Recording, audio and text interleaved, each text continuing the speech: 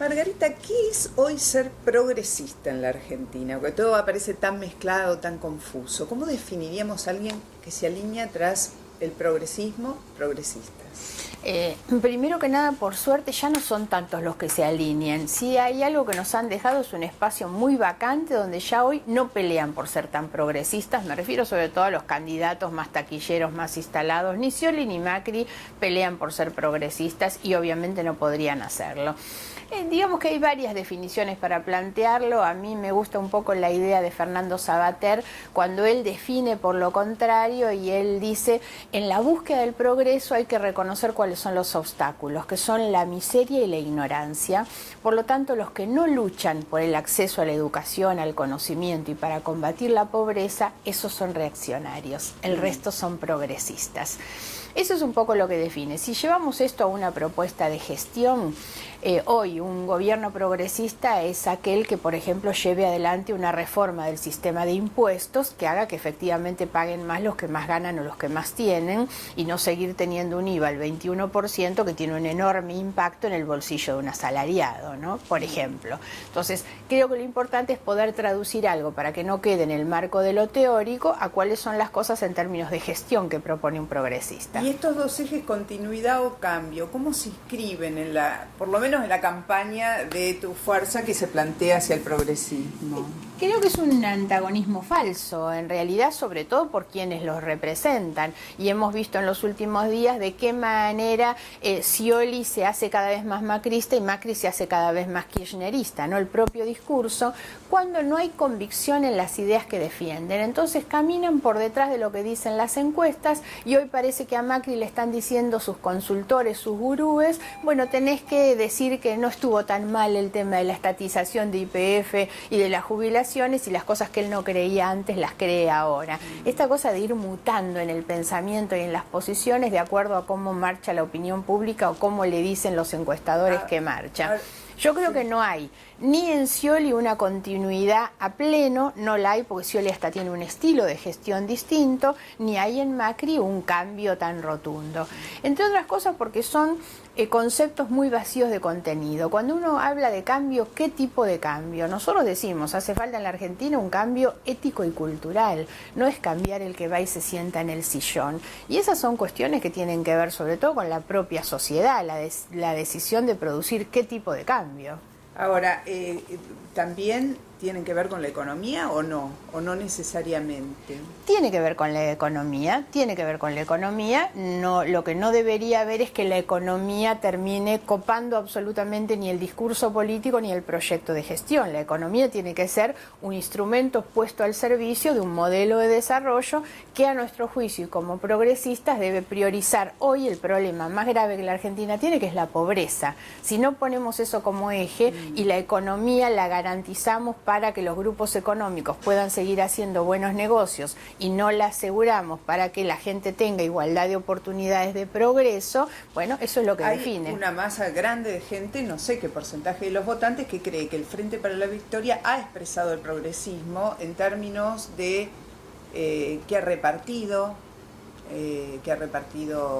que ha aumentado los niveles de consumo en los sectores más bajos, incluso que ha impuesto leyes que normalmente relacionaríamos con el progresismo. Sí, a mí no me gusta hacerle una concesión al kirchnerismo en ese punto, porque algo que han hecho, sobre todo cuando uno mira a lo largo de 12 años de gobierno, el periodo más largo de muchos años de historia argentina, 12 años haber gobernado con las tasas de crecimiento más extraordinarias, superávit, manejando muchísimos recursos, la verdad es que no han habido cambios estructurales, sobre todo en las condiciones de vida de los sectores más vulnerables.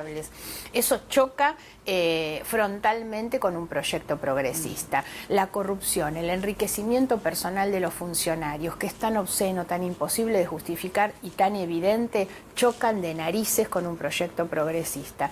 Y sobre todo la falta de cambios estructurales durante todos estos años en cuestiones tan centrales como la del sistema impositivo. Hago estas preguntas porque hay gente que dice, bueno, el candidato hoy del Frente para la Victoria es Scioli, y Scioli en cualquier caso va a cambiar los modos, las maneras. ¿Es una cuestión de modos, de maneras, la oposición a este gobierno? ¿Es una cuestión de fondo?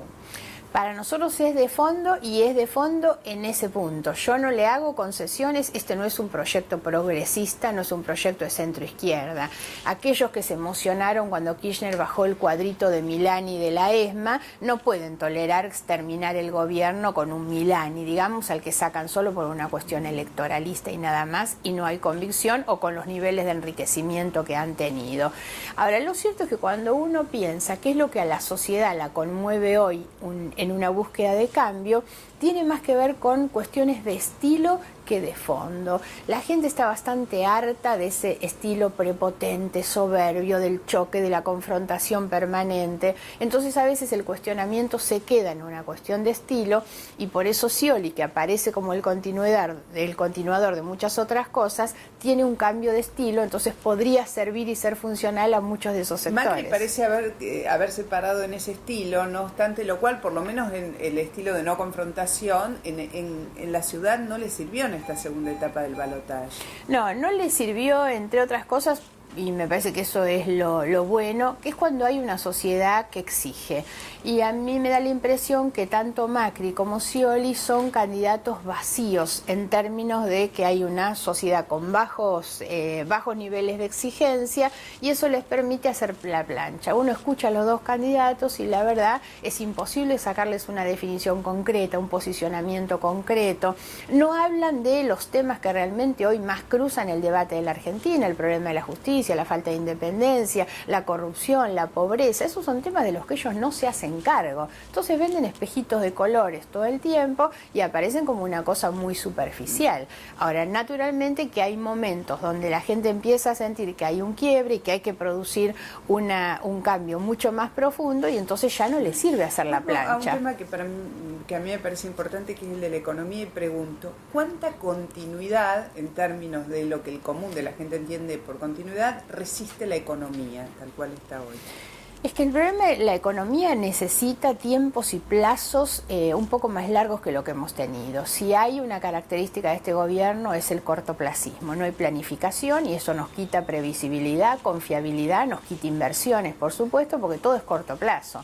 Si algo tiene que tener la economía es producir los cambios que no se hicieron durante todo este tiempo, pero pensar en un modelo de desarrollo y en una planificación de mediano plazo por lo menos. Ahora, hoy hace falta producir reformas estructurales que no se han hecho.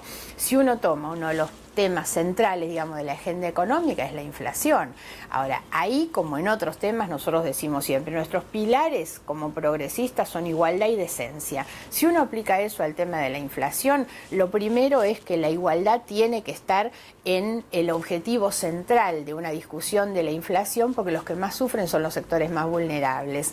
Ser decente es reconocer el problema, dejar de mentir con los números, de dibujar los índices. Entonces, nosotros aplicamos nuestros dos grandes pilares, que son igualdad y decencia, a muchos de estos temas. En la economía, ese es el tema central. A ver, si no reconstruimos el instituto o creamos una agencia de estadísticas oficiales y confiables, recuperamos a los profesionales y técnicos que fueron echados y a partir de ahí se llama una convocatoria, una concertación, porque nuestra inflación tiene mucho de inercial y eso es lo primero que hay que frenar. Entonces, hay que hacerse cargo de algunos de estos problemas. El otro es el sistema de impuestos.